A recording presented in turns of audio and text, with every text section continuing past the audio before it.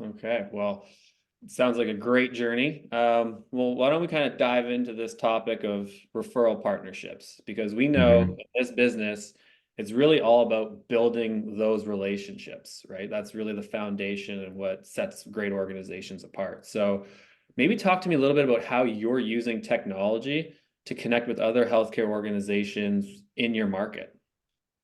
Yeah.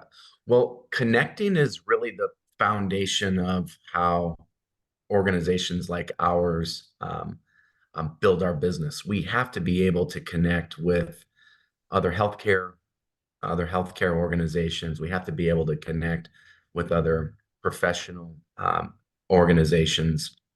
And so from 2007 to 2020, what I would have told you is the way we connect is just old school guerrilla marketing, just being out, connecting families to resources, connecting healthcare professionals to other healthcare organizations. Kind of Um, like a shotgun approach, blasting and just getting everyone. Yeah. well, it's I'd say it's more organized and structured than a shotgun approach, because if you really know your market, then you know seniors living beneath the poverty line, there are resources for them, even if it's not private duty in home care. Seniors looking for housing. You know, who are the entities? What are the healthcare professionals that you can refer them to? What are the organizations that might be a good fit for them? But it's a lot of just eyes on, boots on the ground. Right. That really changed in 2020, and we set out to really try to do two things. Number one, in 2019, from '07 to 19, Okay. um, my website was terrible. I would have told anyone that asked, it doesn't matter. That's not how we get clients. That's not how Mildred searches for home care or her daughter. Right. In 2020, we knew that was changing, and that was going to change forever. The other thing that changed is how we went to the market and how we connected people. And so we really began as an organization seeking out different types of technologies that could give us more insights, that would allow us to bring more meaningful information to connect these interested parties. And that's when uh, it was around that time that we began trialing all kinds of different things. For any of you in the meeting that run an office, you can imagine how irritated my office was with me, because to try something means you got to try it, you got to test it. Yeah. And so different wearable devices and different sensor devices, and then you find something that might work, then you have to really test it for You 90 like days. commit to it Try. almost. You have to Yeah. try it. And so when I'd come home with a new thing that I thought might improve care outcomes, might help our agency, I could feel the eyes rolling, right? I could feel my administrator, my client services, my scheduling team going, oh my God, here he goes. Here we go again. It's another clay Um, adventure. Yeah. Yeah. there's another, yeah, we're tinkering with our process. Um, but at the end of the day, having a culture of continuous improvement, it means you're continuously trying to get better. And we all recognize in our office and that there's a big black box in our business. And so how do you shed light or shed sound into that black box so that you can better connect our clients and their families and with that healthcare team that's around them? So When you're talking about that's those healthcare organizations and the technology, a portion of it, who are those healthcare organizations that you are talking to or maybe identifying as part of that market that you're going after? Yeah, on the healthcare team, we really think of kind of two categories. The hospital and skilled facilities. Okay. Um, they're What they need is pretty similar, and what they care about is pretty similar, and the types of people that we're connecting with are pretty similar. And then on the other side of the equation, on the healthcare team, we think of like the post-acute, the post-acute services, Mm, services like an in-home care company. So in-home care, home health, and hospice. And then we add senior housing advisors or placement organizations into that. That core group of four is kind of the core of like what we would target as like a power partnership, because the four of us are kind of calling on those hospitals and skilled organizations. Um, and home health, hospice, and housing advisors have similar needs, and the connection from our clients or the families that we're serving have similar paths back to those services.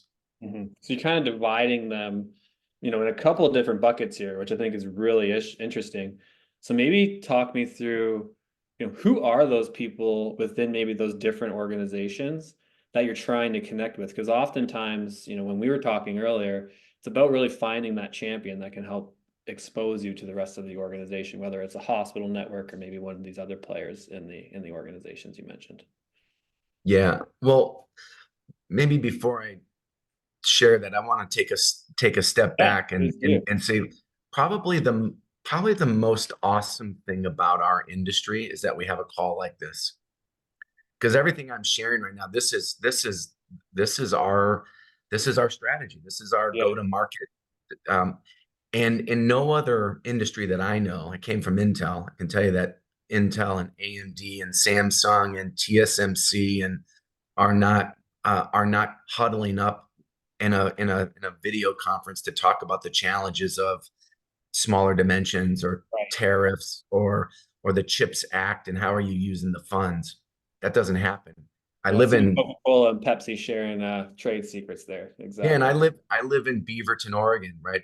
Nike's world headquarters is about 8 miles away from Adidas world headquarters, and those two aren't also connecting like this to talk through. Um, but our industry is different. When I started, I called some of our future competitive companies when I was in waiting for licensure to ask basic information, and I was amazed at how open and our industry is with each other to help.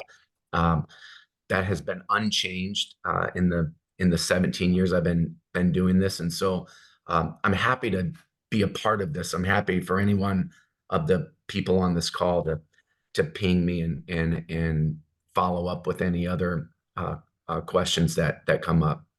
So so when I think of the two healthcare channels, I think of hospitals and skilled nursing. Um, uh, who are we talking to there, and what do they care about? Um, the reason I like hospitals and skilled nursing is because those organizations are very wide with different types of people that are there, and all of them are influencers. Mm, Some of them are really decision makers. Everyone's trying to get to the discharge planner. Everyone's trying to get to the social worker. Um, that's where all of us in business development are gravitating towards. And yeah, we have to be good at getting there, but it's tough. It's tough calling on someone that someone's always getting called on. right. So when I think of skilled nursing in hospitals, I think of all of the other touch points that we can go as a organization, business development, the owner of the agency. Admissions. And admissions is an almost an untapped title of person, because none of us think of inherently to connect with admissions. But Right. if I'm at a skilled nursing facility and I'm talking to the admissions person and I sit down with them and share what type of services they understand. Well, that's the first person that's connecting with this family or this client, this patient that's entering in the skilled nursing or rehab facility. Well, if she understands who we are and she has our brochures, then she can share with the family when the daughter says, our goal is for mom to get back home. Okay, Hmm. well, if that's what happens through this process, there's an organization that I've worked with that you might want to call and give a heads up that mom's going to be here for 3 weeks or 3 months. So that's a meeting that's a lot easier to get because that person's not getting called on all the time. The Mhm. other thing we think about connecting is that admissions person is the person who's talking to the discharge planning team at the hospital. That's So interesting. who's that? Is there a liaison? Is there a discharge planner that she's primarily working with or a discharge planning team? Well, if I can build a relationship with this admissions person, then I can connect to the liaison. I can connect to the discharge planning team at the hospital. Hmm. I think of all of the other titles of people. Rehab has OTs and PTs and speech therapist, nursing, the director of nursing, the administrator, the executive director. Um, I think of the marketing person that's there, or the person that's responsible for activities, the front desk person, the chef, the person that's in charge of food preparation. All of those are influential people, and all of them have different needs for an in-home Well, care that's what I was going company. to ask you. Like, as you're talking, it's really interesting because, you mentioned the admissions individual at a SNF versus the discharge plan at a hospital. I love the way you're thinking about it. How would you speak to each individual's, kind of incentives in their roles? Because maybe your conversation is going to be a little bit different from the admissions individual to the discharge planner. So walk me through how you think about that. Well, when you're thinking of a traditional referral resource, the discharge planner and the social worker, Hmm. well, what do they care about? They typically care about number one, you'll pick up the phone or text. Right, Number two, that you have caregivers available to right. start a case because there's usually not that much time between that call and the actual discharge. So you have to understand what they need, and you can typically learn what they need by understanding what problems they're dealing with and the implications to them when those problems occur. And so understanding that, and then only talking about what they need in terms of what our organization can do for them, that becomes the foundation. A little trickier when you think about an admissions person. What do they need from an in-home care company? Well, Yeah, they might just need basic information about our services, our rates, a packet of information for those families that declare upon arrival they got a singular focus, and that's to get back home. Well, this is their first person interacting. So if she, that admissions person, can be helpful to Linda, the daughter, for Mildred, well, right. then she can hand them that and say, hey, I don't know how long you're going to be here in rehab, but you might want to connect with an agency that can at least begin the process of understanding the timeline and the needs, and so you can start to understand the cost associated. Hmm. I like that. So that's kind of talks a little bit about the one group, which was like the SNFs and the hospitals. What about those other organizations? Does your conversation change at all when it comes to working with any of the other individuals from a referral partner standpoint? Yeah, but you're going too fast, Spence. We're not done with hospitals and SNFs. Okay, I'll There's take a step another back here. Yeah, yeah, there's another group, and you got to get better at this because this is actually where Sensi really fits in. Everything I've yeah. talked about so far, I don't need Sensi for. Those Okay, are these are what we've been doing in our industry since Griswold started or Home Instead started. right. This is the playbook. Hmm. What changed with technology that you've brought to the table is this talk track about readmissions, Mm. and that's never been more highlighted than through COVID.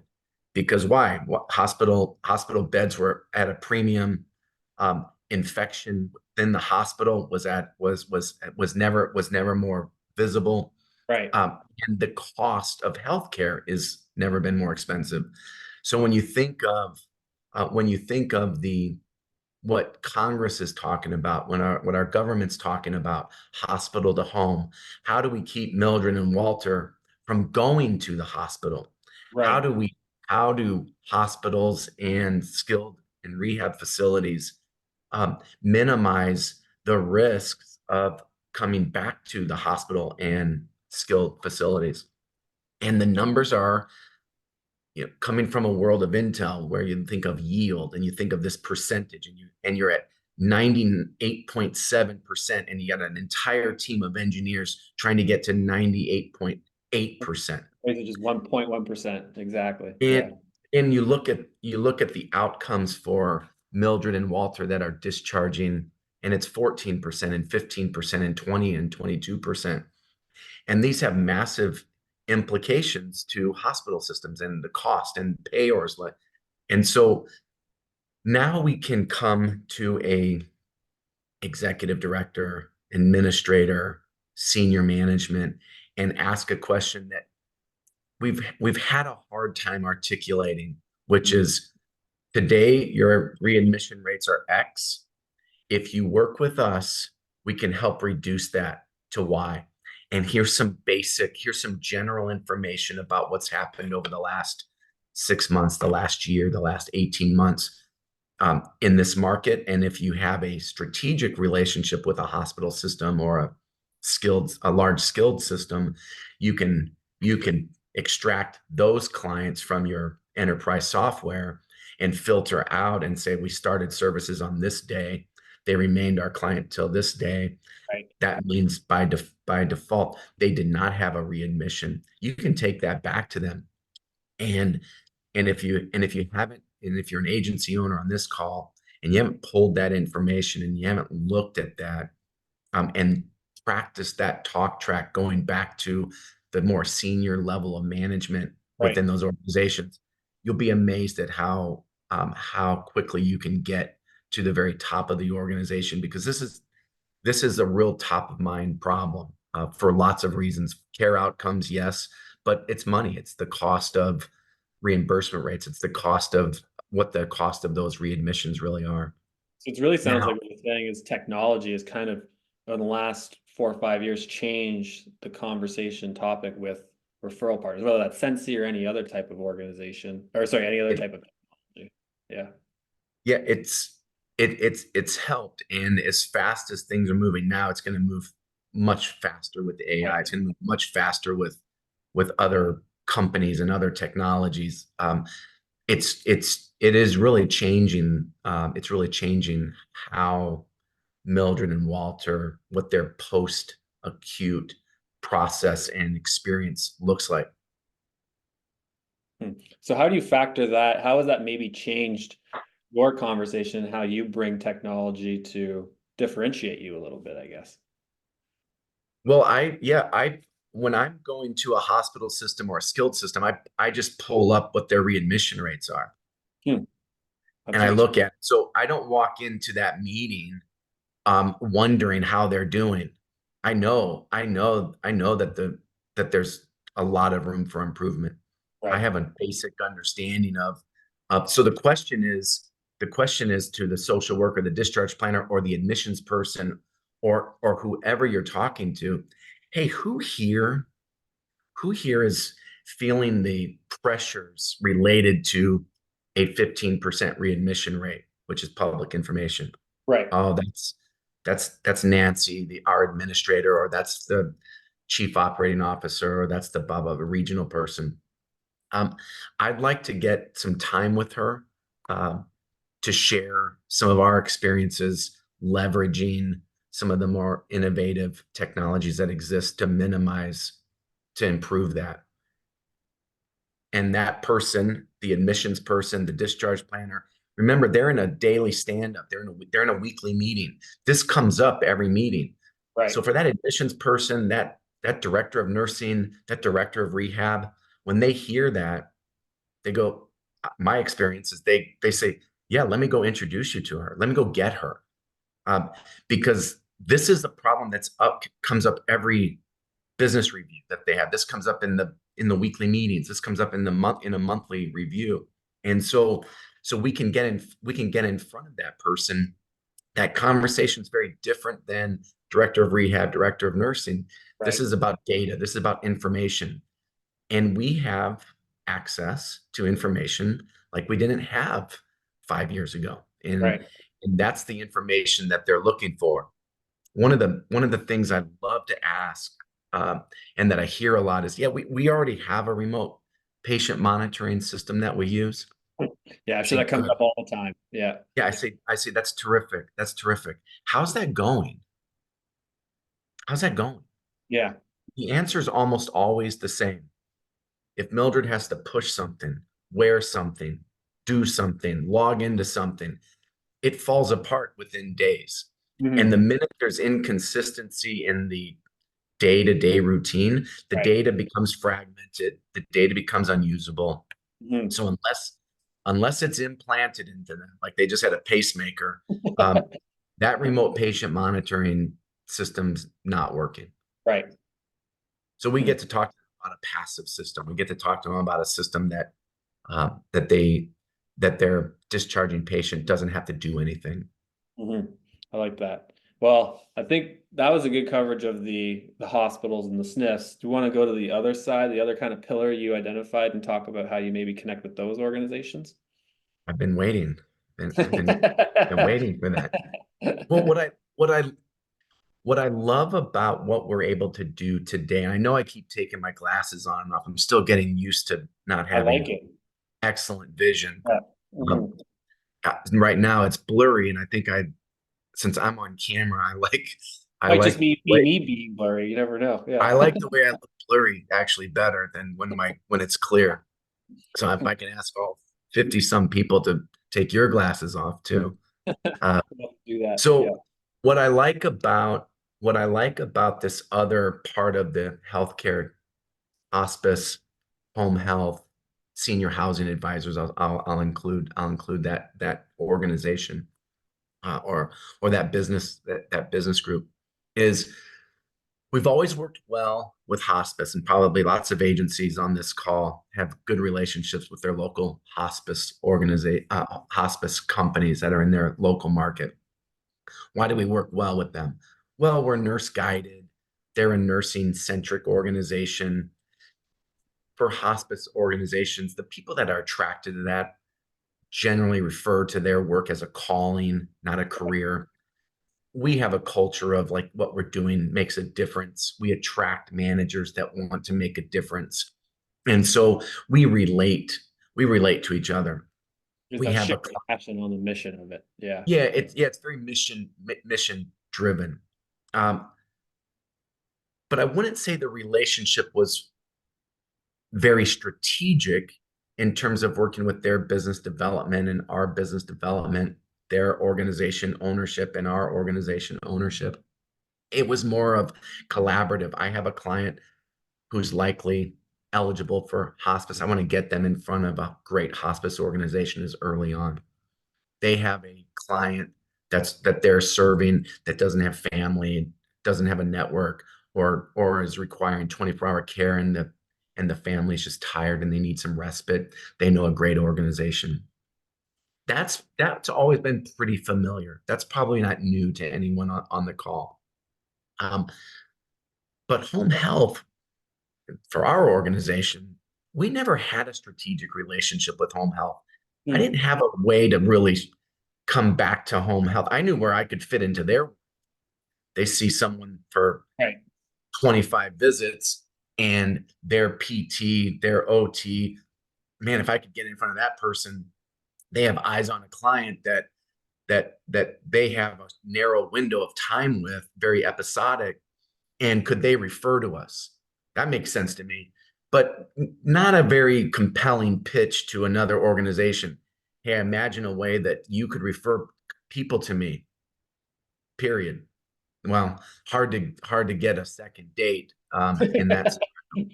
But I never really had a way to connect our clients back to them. Okay. And one of the probably one of the one of the biggest benefits that we've realized, over the last we began using this in August 1 of 2022. So we're 18 months or so Coming up in. on 2 years. Yeah. Hmm. Um, one of the benefits has been this ability for us to connect back to home health. Mm. We see a change in condition with physical mobility. I never knew that before as an agency.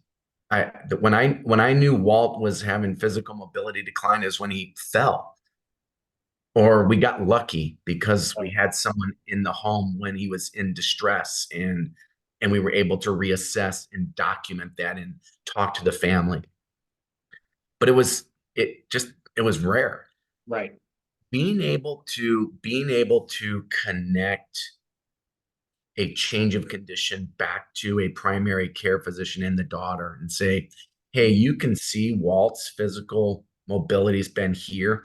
He had Empower Me Home Health when we started services, and you can see, and now you can see it's beginning to decline. Hmm. Let's let's take this information back to Mildred's or Walt's primary care physician, and let's see if we could get a uh, home health assessment. Our experience is that primary care physicians look at that information and say, yeah, go do it, have home health do an assessment. They came from Empower Me, get them back to Empower Me or whoever the home health organization was. So now I get to go back to home health organizations today and say, you have this narrow window of services for a client with Hmm. Walt, 20 visits, 6 weeks, Right. whatever it is. Very specific. Yeah. Imagine that 6 months from now, as that physical mobility begins to decline, we can get Walt and his daughter back to the PCP and back to you to do another assessment to determine if if another round of PT would benefit from.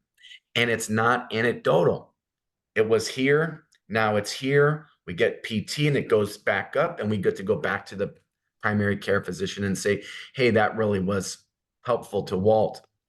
Or conversely, it wasn't helpful. He's on a one-way track of Right. declining physical mobility, which then allows us to do something else that has been difficult in our industry to do, which is Walt and Linda, you have you have a box of money that looks like this, and your care needs are increasing.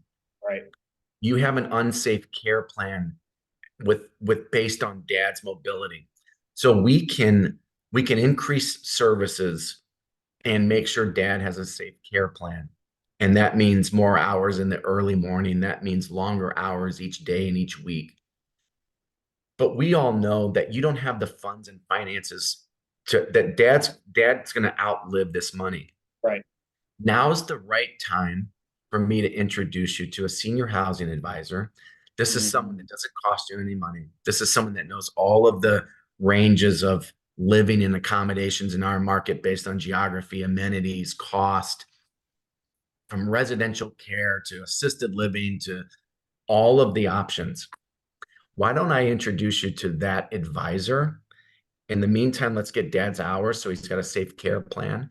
And then you and your family, you can begin talking about what's the next chapter of living at home and what that looks like.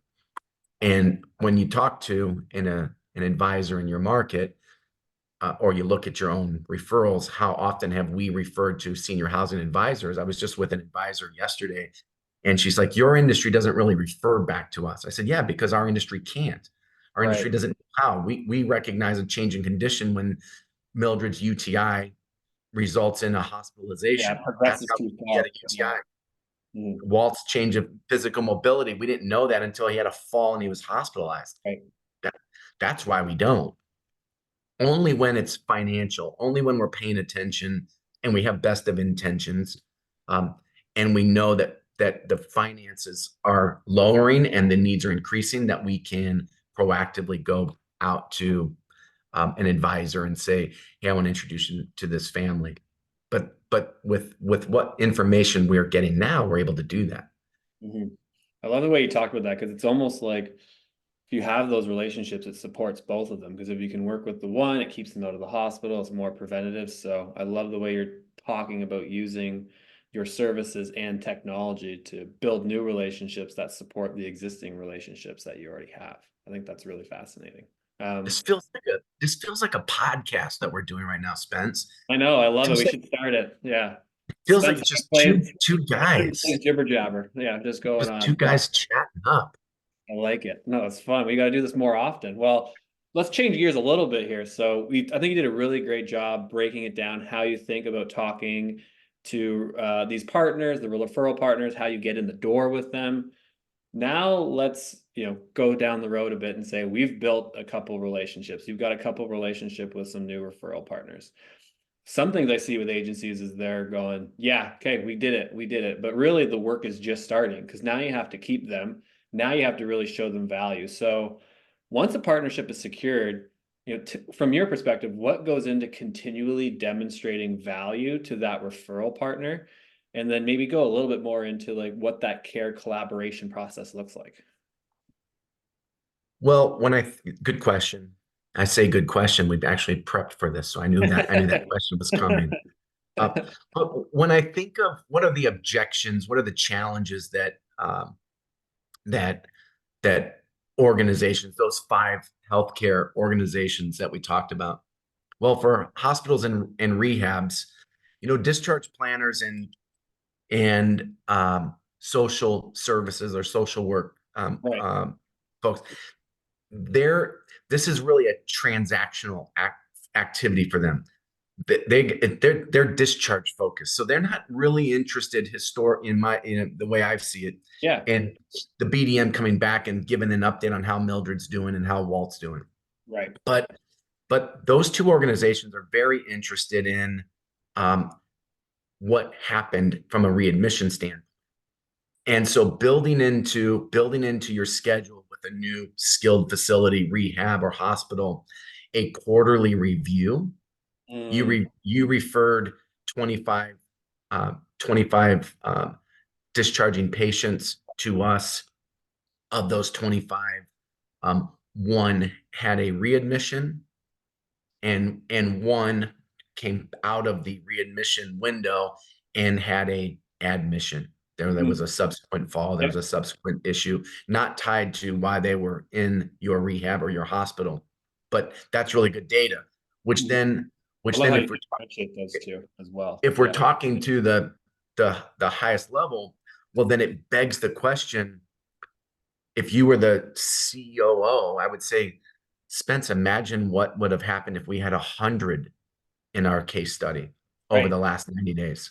Yeah. What would the And impact be? Yeah. what would the impact have been? 25 is a small number of statistics when you're thinking of statistically. So it allows us to have a conversation about more referrals. It allows us to have a conversation about what's in it for them, which is a much better conversation than in muffin marketing and do you have any referrals for me this Right. week? Um, what was the other question? What was the other part of that question? I got Well, I was just distracted. thinking, I think you're touching on it a lot there because you're talking about continually demonstrating value. And I like the way you're talking about being able to just Good. show You got the me. value more. And then that care collaboration process is really interesting. So when I'm thinking about a senior housing advisor, let's go to the other end of the spectrum. Yeah. This is a relationship um, um, focused transaction. The senior housing advisors met with Mildred, met with her daughter, sat in her living room, had tea, talked about what they're looking for and what they want.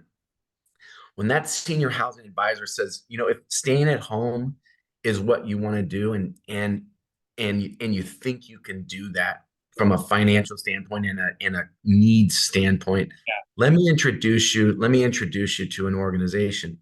Our Mm, commitment to that advisor is that we won't have to guess when it's right to bring them back into your orbit, right. because we're going to monitor cognitive decline and physical decline. We're going to monitor things like isolation and loneliness, and all of those are factors that both Mildred and her daughter are concerned about. And we don't have to wait until there's an episodic incident that triggers the inability to proactively make these decisions.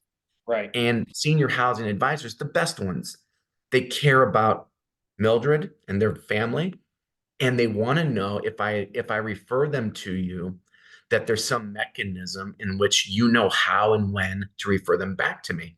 And Right. that just doesn't exist for agencies that don't have some sort of technology that gives them real data that you can point to and say, This is why we think this is unsafe at 8 a.m. to 11 a.m. when you don't have care. This is why overnights are no longer a safe care plan, you being alone because of your frequency of going to the bathroom, because of the weakness and the distress you're in trying to get in and out of bed. I love the way you're Those talking about it. yeah, those I are think two those are kind of two ends of the spectrum. I think it's good though, because I think what a lot of agencies sometimes do is they approach the different spectrums with the same type of conversation. I think what you highlighted here is you're really speaking to the value and the pain that each one is trying to solve for and how you're a partner with them. And I think that's a great way of thinking about it. Well, imagine the person that we're trying to connect with. And Yeah. remember, we got to connect on their terms. What do they care about? What's important to them? Hmm. And they say something like, the reason I don't refer to home care is because it's very difficult to have all of the care have a fulcrum at the care just with the caregiver. Even nurse guided, even a manager's there once a week, twice a month, once a month, whatever the the cadence is for any of our agencies. It almost always boils down to the skill set and the decision making of that individual caregiver. This is what drove us nuts for 15 years. I mean, you are relying on a caregiver to make a good decision, to communicate well with the office. So imagine that person says, "That's why I don't refer to home care." I say, exactly. Hmm. That's why we partnered with this organization. We saw that as a part of this black box of our service. And your instincts are right. Professional caregivers need support. They need better channels for communication. They need better support from training, from removing roadblocks. Imagine that scenario. Um, if Sarah V was the housing advisor, and I said to Sarah, "Yeah, I know you're concerned about training. I know you're concerned about the caregiver being able to communicate the challenges of working with Walt. What if I told you that at the moment, Walt had a decline in physical mobility. My team's going to come back out and do a reassessment. Imagine, imagine that during that reassessment, we determined that, yeah, now Walt is transitioning from independence to a standby assist. Hmm. Now imagine I can go back to that caregiver and do training for her with Walt on transferring from his bed to his chair, to his chair, to the that's the type of training we can do now, Sarah, with the families that you're working with. That's what you get with us because I we love have that. these insights. Yeah, because you're really basically coming prepared with some of the objections, right? That you know you're going to get and how you're going to be able to overcome them. But then you're kind of using those objections to start thinking about how you're going to show them value over the course of the relationship, whether it's the first few months or a year into it. Yeah. Imagine the family says, it's so hard. Dad's such a difficult person. It'd be so hard to find a caregiver that is matched well with him. Um, Alon, you're so right. I'm sure your dad is a handful. Um, Imagine though that I have insights into a caregiver, how well they're matched from positive interactions or from interactions that are not positive, from interactions that the caregiver is in fact struggling. Right. Imagine though this, and I'll share a case study with you. Mildred is incontinent, and we are with her 12 hours a day, 7 days a week.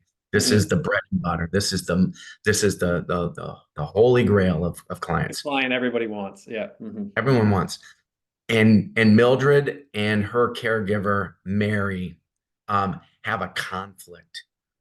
She's upset, the caregiver's upset, and we know because we see an alert that there was a conflict between, and we get to hear a little snippet of that conflict, and it's around this incontinence issue. But then our team's looking at this and going, well, Mary has this problem. How come Linda, the other 4 days of the week, doesn't have this problem? Mm. And so our team can go to Linda and ask her about how she manages Mildred's incontinence routine. And we get to accomplish a couple things. Number one, we empower our caregiver. Yeah. We elevate her role. We need your advice. We need your pro tips. We need your expertise because we know we haven't had an alert that there's conflict or distress during this activity.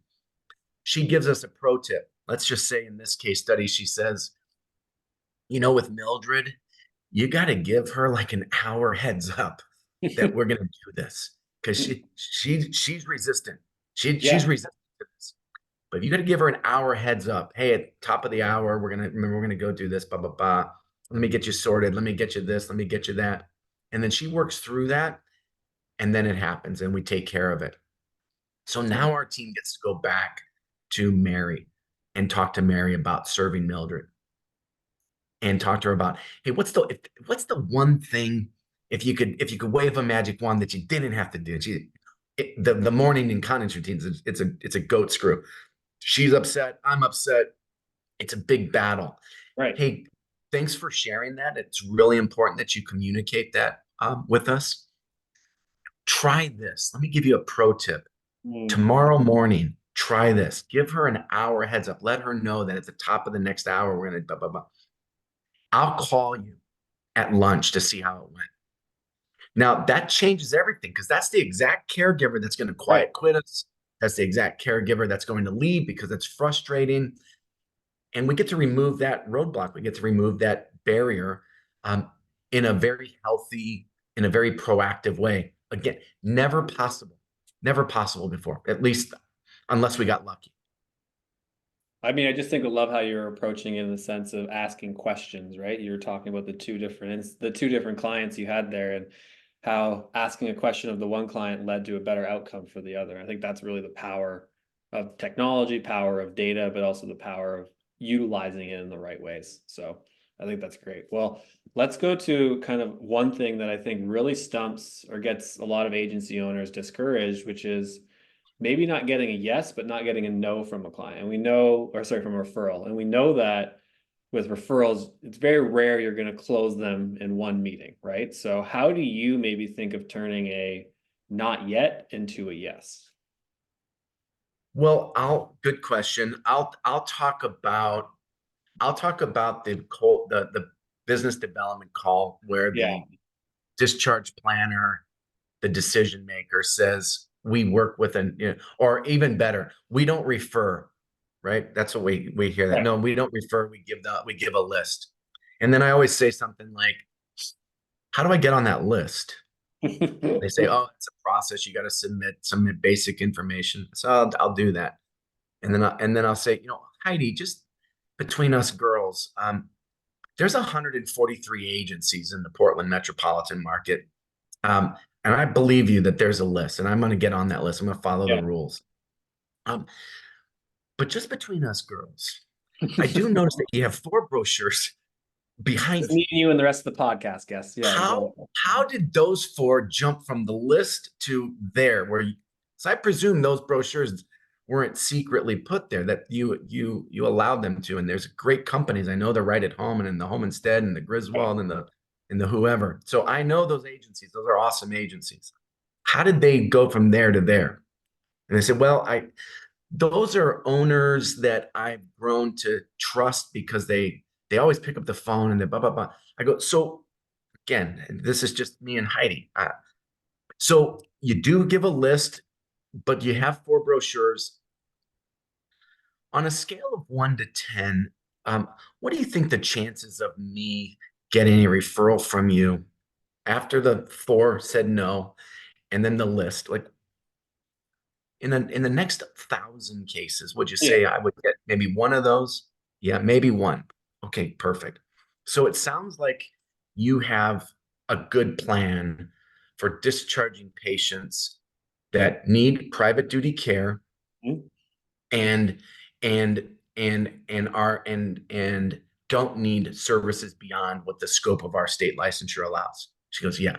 I go, great. Do you have any discharging patients that don't have the funds to pay for private duty care, but would benefit from care? Sure. I want those referrals. I want to work with those. And the Heidi character almost always says the same thing. Wait, you want to work with people that don't have money for your services? Yeah. Well, I want to work with people that have money, but you already said I'm not going to get those. If I'm only getting 1 out of 1,000 referrals, I'll go bankrupt Right. long before you get to see how well we work. So yeah, I want to work with those discharging patients that don't have the funds to pay for private duty care. I want to show them a way that they could get something, they could get some oversight. And we have a little package we could put together that would benefit them. And it would certainly be a lot better than going home without any care or oversight. So yeah, I want to work with those patients that don't have the money. And then you'll learn how good we are. And maybe I'll get 1 out of 5 or 10. I like that. Well, why don't we go to a couple Q&A because I see we got a few questions in here, which is great. I'll try to pick one that I think kind of goes here. How about this one? What type of partner has been best for your organization? Good question. We've always done well. Who was that? Who asked that question? I don't know. It says Spence. anonymous attendee, but they should have put it Oh, in there because that anonymous. Okay. yeah, All right. Um, that's a good question. Probably the biggest change has been our ability from '07 to 20. I never once met with a chief anything at right, any hospital system or skilled system. I've met with the C-suite in basically every hospital system in my market, hospital systems in other markets where we have offices. Um, so that's probably been the most significant change. The information quickly rises to the people that have the bottom line responsibilities. Home health was a relationship that I had zero interactions with in the past, and I mhm, work closely with home health today, and uh, certainly with their business development people, certainly with those home health organizations, with home health key organizations. So I'd say right. those two are the most surprising because it's I had zero, and now we have a lot of activity So on interesting. on the hospice side. I would say what's been interesting is hospice looking at this information to try to figure out what are the markers, what are the alerts, at what cadence would indicate that our client, it's the right time to begin the discussion around being eligible for hospice, just to begin the discussion, to have those, to improve what that length of stay, that length of service is, which is if you love hospice the way I love hospice, there's nothing sad. There's nothing that's more sad than someone that is on services for, for 3 days or 3 weeks when they were eligible for probably 6 months. Right. And so helping families become more aware earlier in the process, The benefits has they been have. good. Yeah. Yeah. Like that. We do have a couple questions around the same, so I'll kind of combine these. But we talked a little bit about this in the conversation already, but maybe we can dive a little deeper.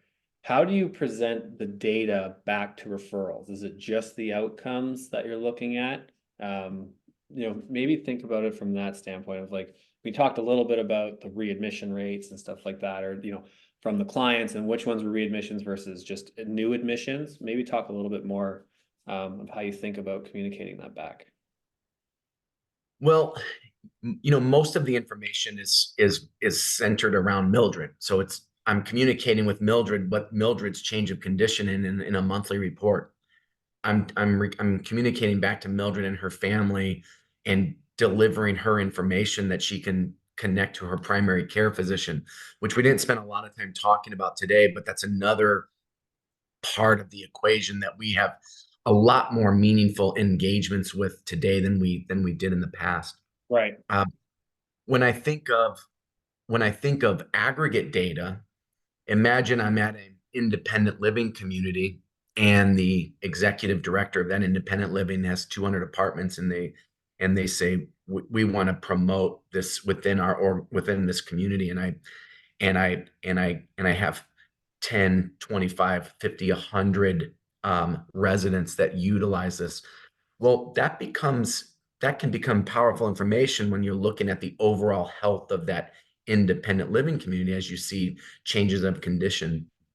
we can work with families to have can't remember what that's called. Uh, they agree to allow us to share the aggregate information, Right. not specific to them, but they Yep. agree as part of the onboarding to share the Anonymized aggregate data. information. Yeah. Say Mhm. it again. Anonymized data, essentially. Well, I don't know what that means, sadly. So, but it mean what we say is we want to be able to share the aggregate of the overall health of this community. Can we share? In other words, we have this in this community, we have 100 residents, and 5% of them, their needs are increasing to the point where we all agree that assisted living is a much likely outcome, and so that we Right. can talk to those families about what the next steps are. Mhm. Maybe we'll do one last question before we end. Let me find one. We had a question. We talked a little bit about this, but maybe we can dive into it a little bit more. How do you find out hospital readmissions? Yeah, you can go to I think it's medicaid.gov or skillednursing.org. I can send those two links to you, Spence, if you Okay. want, and then you can forward. Pretty it relatively user friendly to find the information that you're looking for. It's got other information about their last audit, about their star rating, all things that are actually helpful prior to walking in, because it arms you with that this barn's on fire. They can say they don't need a fire extinguisher company right now, but we Right. know that they do. And so it can arm you with the challenges that they're facing, so that you and your business development person has a shares in this sense of urgency that they need to hear about things like this. And it's Mhm. our job to navigate to who's the one that's feeling the implications of this problem. Right. Like that. Well, I think that's a great way, or a great spot to maybe end this webinar. I just want to say thank you to you, Clay, for having this conversation with me. I always love our conversations that we have. I always feel like we need to have more of them. And thank you for sharing this information with everyone. I think everybody got at least one or two things, if not more, that they can take away to help them. So I just want to say thank you for taking the time. Hey, this isn't Nike and Adidas, so we're a small community. We're the tip of the spear on these ideas of changing care outcomes for aging adults, and uh and many of the organizations that are on this call, um they have offices in the market that were helpful, and have been very helpful to me since I started. So happy to give back. Yes, well, I appreciate that sentiment, and thank you to everybody who joined us. We will be sending out recordings to everybody with this information, and have a great rest of your day. All right, peace.